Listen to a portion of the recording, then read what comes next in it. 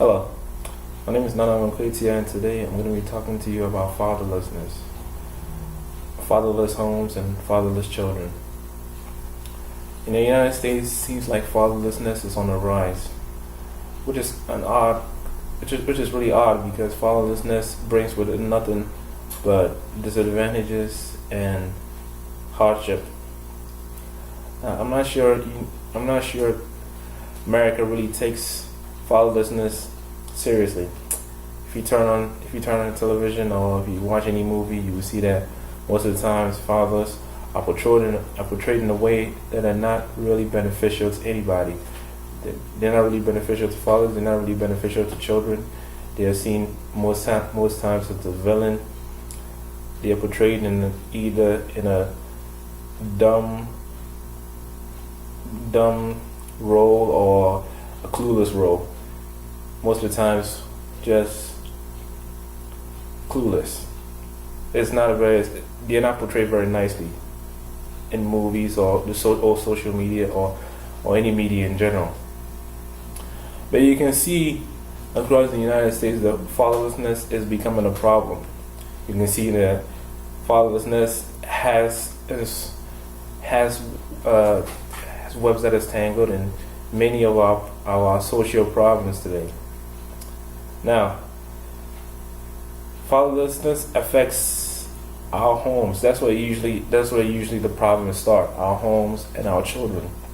So that's what I'm going to be focusing on today. Our home, fatherlessness at home, and fatherlessness in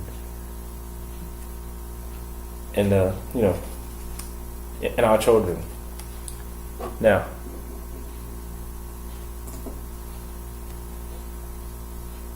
one of the things that is very prevalent in fatherlessness homes is poverty. In fatherlessness home, you are 4 times more likely to be poor if you live in a fatherless home, which is not a very good thing. But yet you always see people eager, or maybe not eager, but they always seem to be wanting to go into fatherless homes.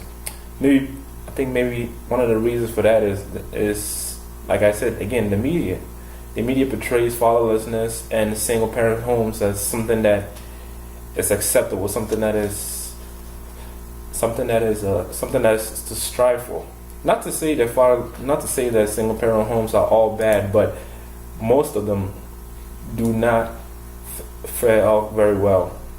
Most of them are poor. Most of them are not well off. Most of them all have problems. One of the problems I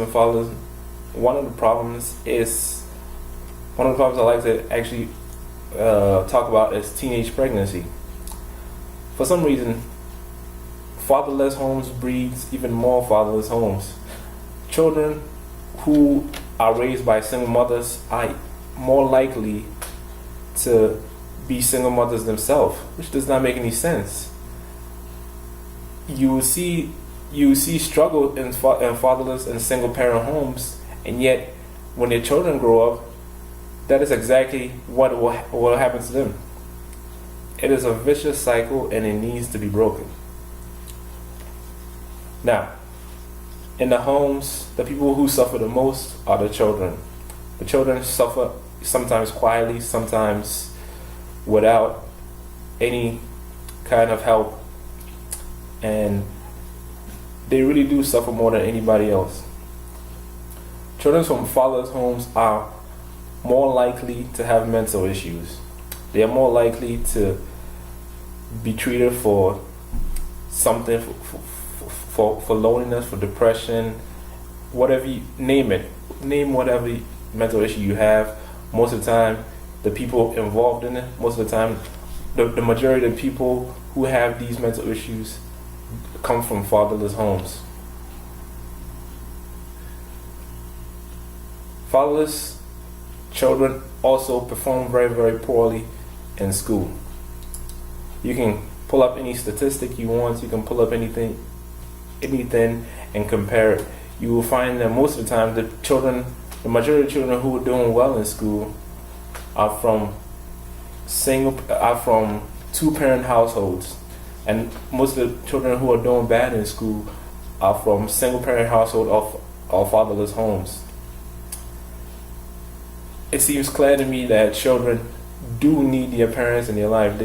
They do need their parents in their life to succeed. Like, there is something about having a father in the house that makes you strive to succeed a little bit more. I can't really go in depth on it, but I myself have had struggles. I come from a single parent home, and I can tell you that it is not very conducive for children growing up. Children need their father. The role of a father is very, very important, and it feels like in today's society is being played down. He's being diminished. Fatherless children also have bad behaviors and more likely to experiment with drugs. They are more likely to be involved in crime. They're more likely to do anything bad that you can think of. Most of the times criminals are fatherless. Most of the time the majority of criminals are fatherless. Most of the time the people who are criminals are college dropouts, and most college dropouts, 85% of college dropouts are fatherless. See how fatherlessness pretty much ties into pretty much everything. It can really be argued that fatherlessness is really what is wrong with society today. Like every pitfall of society can be tied right back to fatherlessness. It really is a damaging system. It really is a damaging system in our society, in our country, but it continues to grow, continues to gain even more traction.